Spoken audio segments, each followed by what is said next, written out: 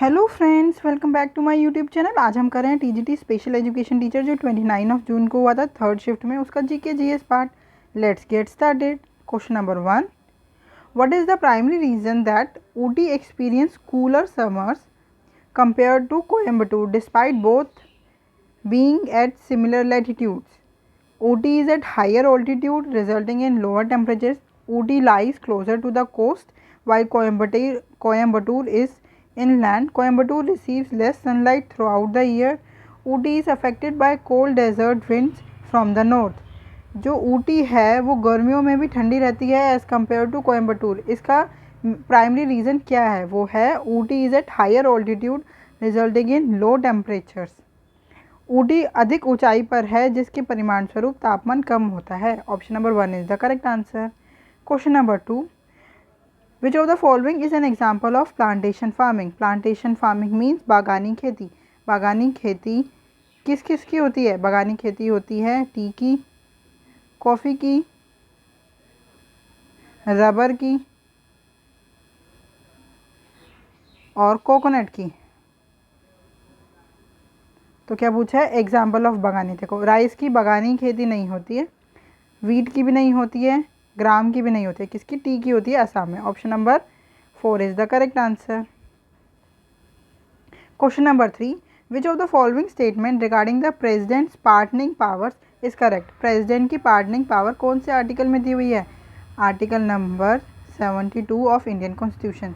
इसमें क्या क्या बात दी गई है कि जो पार्डनिंग पावर है, power is limited in the constitution, power is limited by the constitution and the advice of the council of minister. Power is limited by the constitution and advice of the council of minister, council of ministers.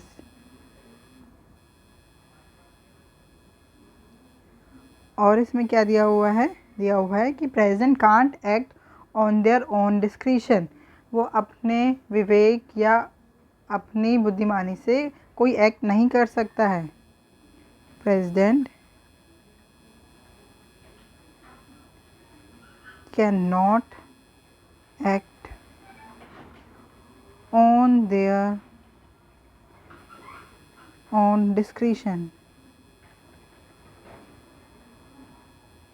and power is subject to judicial review. Power is subject to judicial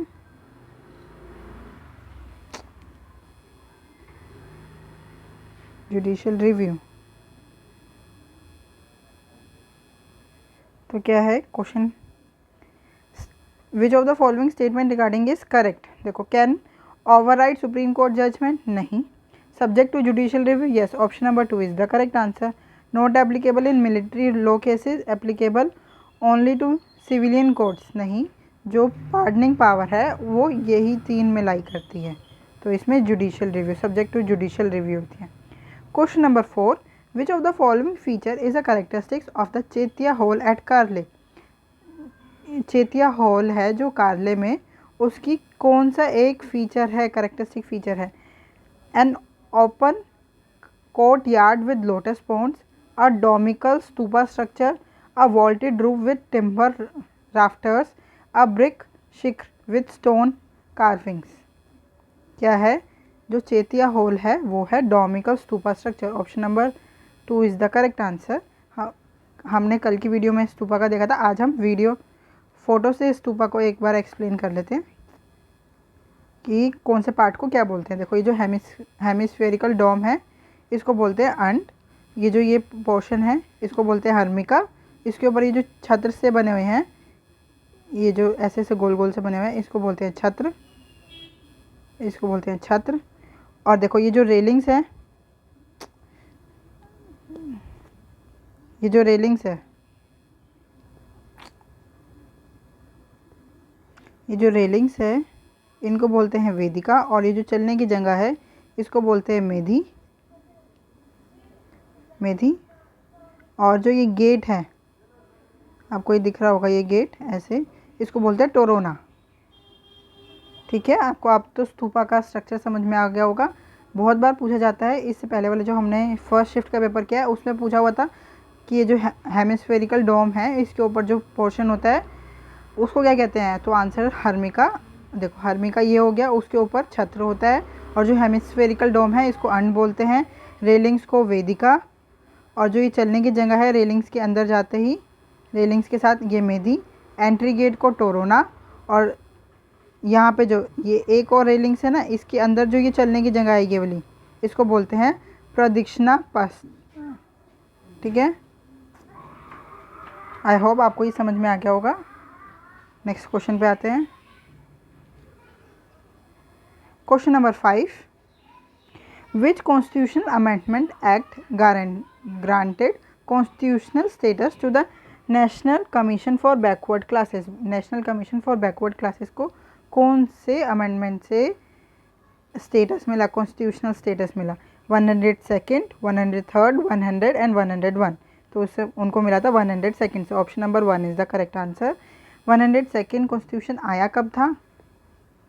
102 constitution आया था 2018 में। अब 103 constitution से क्या, 103 constitution amendment से क्या हुआ था, एक बार हम ये भी देख लेते हैं। इससे हुआ था, ये पहले तो देख लेते हैं, ये 2019 में आया था। ठीक है, और introduce 10% reservation for EWS in educational institutions and government jobs. मैं तो शॉर्ट फॉर्म में लिख देती हूँ, इंट्रोड्यूस्ड 10% रिजर्वेशन फॉर EWS। ठीक है, और 100th कॉन्स्टिट्यूशन अमेंडमेंट से क्या हुआ था,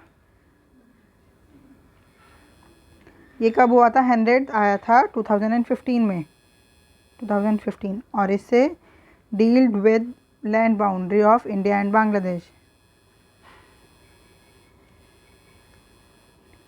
with land boundary agreement between India and Bangladesh. और जो 101 कॉन्स्टिट्यूशन अमेंडमेंट, ये शायद ये तो सबको ही पता होगा, 2016 में आया था, और इससे लागू हुआ था GST, introduction of goods and services tax. Question number 6, what causes a moving object to stop and slow down. किसी गतिशील वस्तु को रोकने या धीमी होने का क्या कारण होता है? ग्रेविटी? नहीं, ग्रेविटी तो अपनी तरफ खींचती है। मास, फोर्स, फ्रिक्शन? नहीं, रुकता है और धीरे होते हैं किसी की स्पीड का, तो वो होता है फ्रिक्शन की वजह से। Option number 4 is the correct answer. Question number 7, who became the new chairman and managing director of Hindustan Petroleum Corporation Limited in March 2025? कौन बना है? यह है Vikas Kaushal. Option number 4 is the correct answer. Vikas Kaushal become the new CMD, chairman and managing director of HPCL। Question number 8, which article empowers the parliament to restrict or abrogate fundamental rights for members of the armed force? कौन सा अनुच्छेद संसद को सशस्त्र बल के सदस्यों के मौलिक अधिकार को प्रतिबंध या निरस्त करने का अधिकार देता है? वो है article number 33। Option number 2 is the correct answer. Article 33 अगर लग जाता है तो पार्लियामेंट राइट दे देती है कि फंडामेंटल ड्यूटीज़ जो आर्म्ड फोर्स के मेंबर को मिली है उनको आप थोड़े दिन के लिए निरस्त या प्रतिबंध कर सकते हैं। Question number 9, which of the following statement accurately describe the Indian wild ass equus hemionus khur in the context of Great Indian Desert? It is restricted to the Rann of Kutch. ये रन ऑफ कच्छ तक ही सीमित है और इनको एंडेंजर्ड का दर्जा दे दिया गया है। It migrate seasonally across all desert ecosystems of India. It commonly coexists with the Great Indian bustard in open scrublands. It is found throughout the Thar Desert and in part of Rajasthan. नहीं, जो Indian wild S है वो restrict हो गया है, run of Kutch के area में ही पाए जाते हैं और उनको एंडेंजर्ड का दर्जा मिल गया है। Option number 1 is the correct answer. वो बहुत कम मात्रा में आप पाए जाते हैं। Question number 10, in which region did the सन्यासी रेबिलियन टेक प्लेस? सन्यासी रेबिलियन कहाँ हुआ था? वो हुआ था बंगाल के रीजन में। मेनली पर्टिकुलरली कहाँ कहाँ हुआ था? मुर्शिदाबाद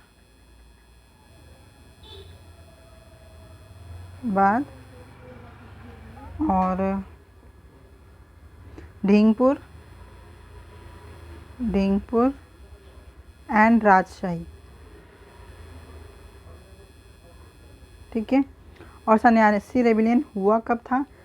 ये हुआ था अराउंड 1970 टू अर्ली 1800 में हुआ था। और ये किसके रिस्पॉन्स में हुआ था? It was response of the oppressive tax policies of the east India company. जो ईस्ट इंडिया कंपनी ने बहुत ज़्यादा टैक्स पॉलिसीज़ लगा दी थी, उसकी वजह से।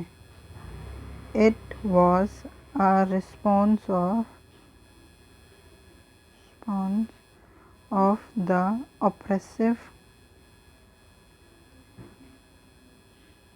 Oppressive tax policies of British east India company. Question number 11. What is the name of India's first fully designed AI server? India's first fully designed AI server is Rudra 3. Option number 3 is the correct answer. Question number 12. Which of the following programs was launched to provide self-employment to rural poor? Rural poor को self employment दिलाने के लिए कौन सा programme launch किया है? वो है NRLM। अब इसको किस नाम से जानते हैं? नाउ इज़ दीन दयाल अंत्योदय योजना। दयाल अंत्योदय योजना, और ये 2016 में लॉन्च हुई थी, 2011 में लॉन्च हुई थी। इसका मेन ऑब्जेक्टिव क्या है? To provide self employment and organize the rural poor in self help. Provide self employment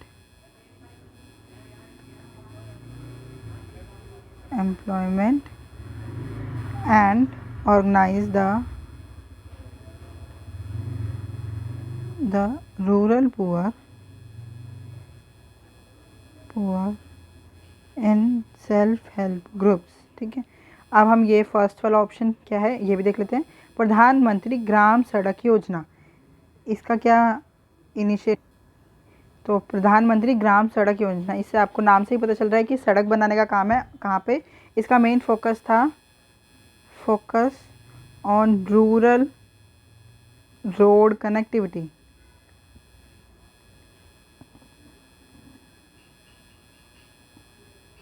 और ये MG नरेगा, ये तो इसका क्या फोकस है? इसका main provide wage employment, self employment नहीं, wage employment, provide wage employment.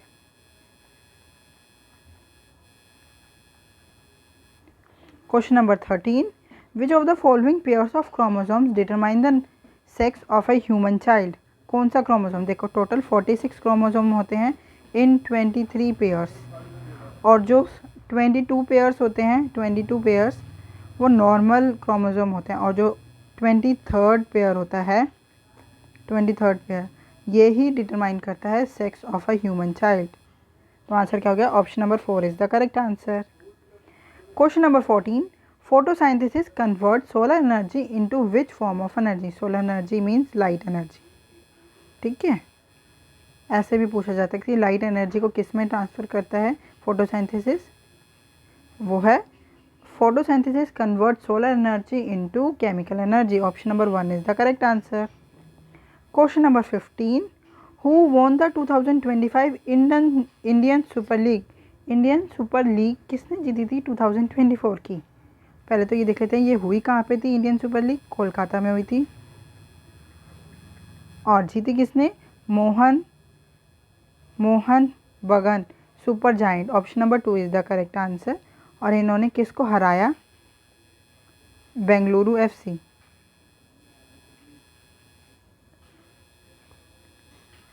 Bengaluru FC को इन्होंने फाइनल मैच में हराया, और ये बन गए और ये जीत गए Indian super league 2025। Question number 16, what is the main objective of minimum support price? Minimum support price का मेन उद्देश्य क्या है? देखो मिनिमम सपोर्ट प्राइस क्या होता है, गवर्नमेंट डिसाइड कर देती है कि इसके इस रेट के कम दाम से आपसे किसानों से कोई भी किसानों को इससे कम दाम पे बेचने की अपनी फसल ज़रूरत नहीं है। तो वो एक तरह से इनको ये बेनिफिट होता है, अगर इनकी फसल ये खुद नहीं बेच पा रहे हैं उससे ज़्यादा दाम पे, तो गवर्नमेंट इनसे जो प्राइस डिसाइड हुआ है उस पर ख़रीद लेगी, तो इनकी फसल बर्बाद होने से बच जाती। तो क्या है answer? To protect farmers from price fluctuations. Option number 2 is the correct answer. कभी कभार ऐसा होता है मार्केट में इनकी फसल बहुत अच्छे दाम पे बिक जाती है, इन्हें बहुत मुनाफा हो जाता है। कभी कभार मार्केट में कोई रेट ही नहीं होता फसलों का, तो गवर्नमेंट इनसे इनकी फसल खरीद के इनको जो मिनिमम सपोर्ट प्राइस डिसाइड किया है उस पे खरीद के इनको पैसा दे देती है। Question number 17, the Santhal rebellion 1855-56 was led by. किसने संथाल रेबिलियन का नेतृत्व किया था? Sidhu and Kanhu. Option number 4 is the correct answer. Sidhu and Kanhu led the Santhal rebellion in 1855-1866। देखो बिरसा मुंडा ने मुंडा रेबिलियन करा था, मुंडा रेबिलियन क्या लिखूँ मैं, लियन, और कब किया था ये? 1890 में। और संथाल एट प्रेजेंट कहाँ पे है? झारखंड में।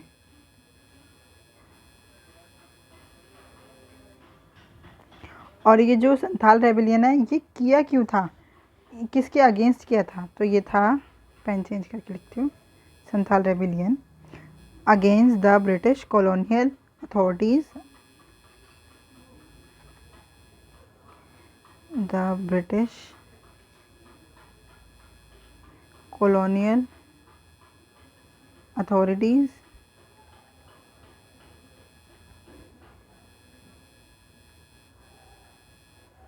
जमींदार and money lenders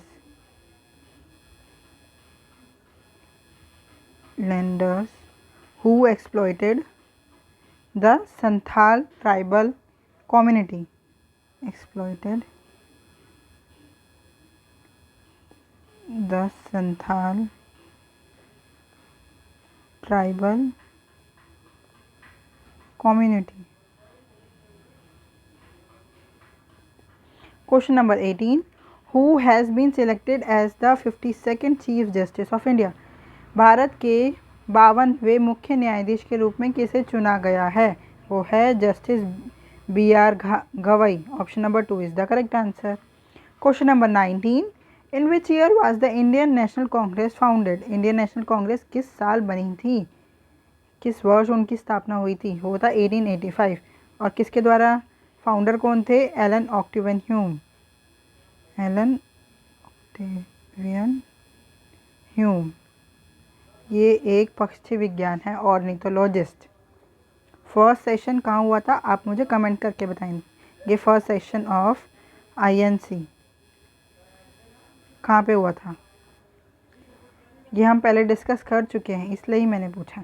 question number 20, which of the following is the helpline number for de addiction of by the ministry of social justice? सामाजिक न्याय मंत्रालय द्वारा नशा मुक्ति के लिए निम्नलिखित में से कौन सा हेल्पलाइन नंबर है? वो है 1811 0031। Option number 2 is the correct answer. I hope आपको ये वीडियो अच्छी लगी हो। अगर आपको कोई भी डाउट है तो आप हमसे जुड़ सकते हैं @maths PS1 टेलीग्राम चैनल पे। Thank you, keep learning, keep practising.